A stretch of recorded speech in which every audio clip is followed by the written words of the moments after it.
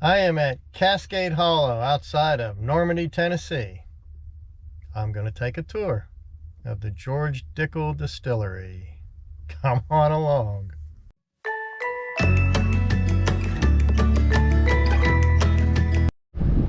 Okay, they're still under the COVID restrictions, so there's no tour per se. You can pay $15 and get a tasting and a history. So I'm going to do that. Distilling Company, we're the home of George Dickel Tennessee Sipping Whiskey. I kind of want to introduce y'all a little bit to the team before we get into the history of this place.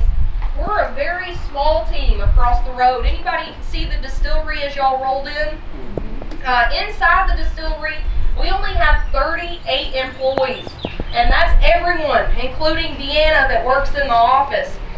We got to space everybody out, so we typically work 6 days a week, Monday through Saturday. The only day that we don't produce whiskey is Sunday. Right, we're still in Tennessee. We got to get right with Jesus before we make whiskey the rest of the week. So we typically take Sunday off to rejuvenize, re-energize, get ready to give us a great productive week. Now those 38 employees, they produce a lot of whiskey. We're roughly filling up about 300 barrels a week, which for a large distillery is pretty small, but for a small distillery, pretty large. So we're right there in the middle. Now, anybody notice that we spell whiskey a little differently here? I promise we can spell. George preferenced Scotch whiskey, and to separate himself from a lot of great distilleries here in the South, he wanted to make a Scotch-style Tennessee sipping whiskey. And that's still why we leave the E out today, keeping that theme of the Scotch way of spelling whiskey. So I think y'all will agree we've got a lot of Scotch influence on our tasting today, and we're going to get well familiar with that after I nerd out a little bit with you. Now, anybody notice the sculpture as you came in? I really hope this is what George looks like. He's actually so old that there is no known photograph of him. This bust or sculpture was crafted from a charcoal etching from his obituary. Now, if y'all can relate, kind of like whiskey today, I have my favorite, but George and Victor had their favorite that they were using in their blend. Can y'all guess where that was distilled? Here. Right here. Not exactly here. That's a relatively new distillery, but behind us there, where that mound of trees is located, that's where the original distillery once sat. And that distillery was called Cascade Distillery.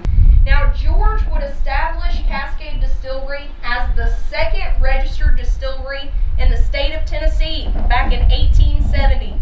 Sadly, George would never see the successes of his own company.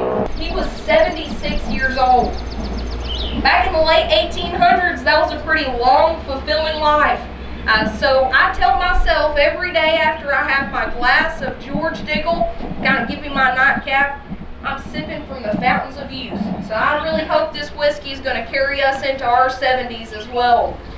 Now, y'all, there were some crazy ladies back in 1910 here in Tennessee. They called it the suffrage movement. It actually originated in Knoxville, Tennessee. They ignited the flame in Tennessee's state legislature to start Prohibition a little early. So they actually enacted Prohibition in 1910 in the state of Tennessee. So Victor got an unwelcome knock at their distillery doors, forcing them to shut down their facility. Now, the government was somewhat kind. They gave them a year to pack up their things and hit the road.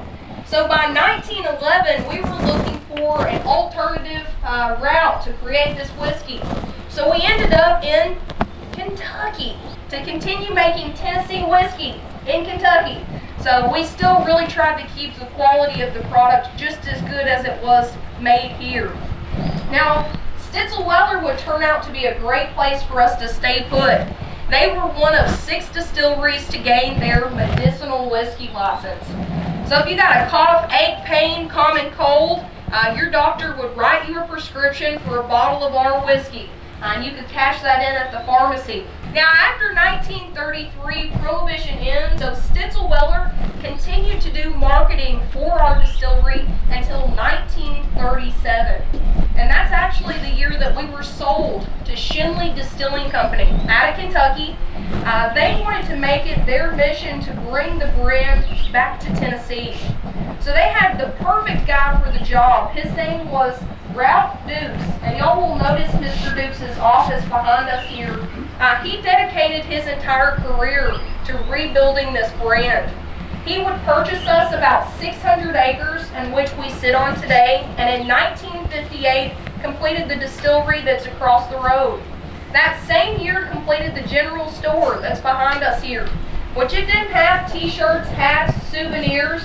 It sold sugar, flour, dried beans. It was also a U.S. post office, so you could do a little bit of everything inside. It was a great idea to make some revenue while we were getting the stills put together. Now, does anyone know the biggest difference between bourbon and Tennessee whiskey? Charcoal filter. Bingo! That little stack of wood should be a subtle clue, but every drop of Tennessee whiskey, by law, has to trickle through hard sugar maple charcoal. And we actually harvest the wood within a 30-mile radius of the distillery. They'll cut and stack it into that arrangement they call a rick, season it in open air for a few months, and then we're ready to make some charcoal. So this is going to be a very similar mouthfeel to a shine, but much cleaner in flavor. So y'all go ahead and give a nose to this. Let's see a little bit of what this is about. Now, y'all will notice with this bottle that it is crystal clear. This is the only George Dickel product that never reaches the inside of a barrel.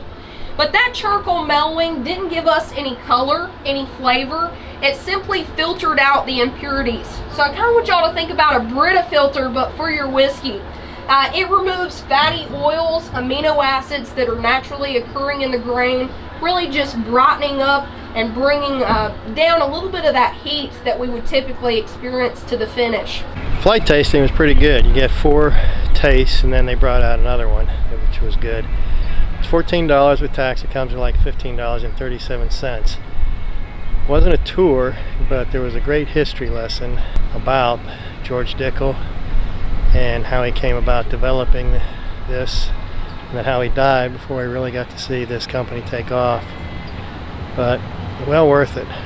Learned a lot, enjoyed the taste, and I even bought a bottle of Tabasco flavored George Dickel. Yum. That was my favorite one. The other thing is they're going to quit making it. I don't know why, but I bought a bottle. Maybe I'll drink it, maybe I'll save it, and maybe it'll go up in value. Who knows? Hey everyone, hope you're having fun.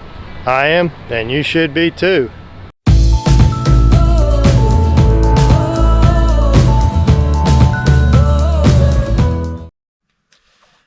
Well, Rose went into the bank and wanted to get $10. She walked up to the teller and handed the teller her debit card and said, "I'd like $10, please."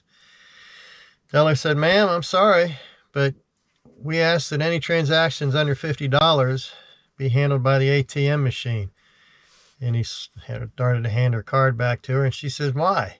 He said, "It's just the rules, ma'am." She said, "I'm sorry, there's a line behind you. If you don't have anything else, would you please leave and go to the ATM?" Rose handed him back her ATM card and said, "I want to withdraw all my money in this account." And teller looked it up, noticed that she had $500,000 in there, and he said, "Ma'am, Miss Rose, we just don't have all that money in the bank right now. If you make an appointment, come back tomorrow, we'll be able to let you have all your money." Rose said, "Well, how much money can I withdraw right now at this instant?" The teller said, $5,000. So Rose said, "All right, give me $5,000. Teller handed her $5,000. She took out a 10, put that in her purse, and said, "Now, can you help me deposit this $4,990?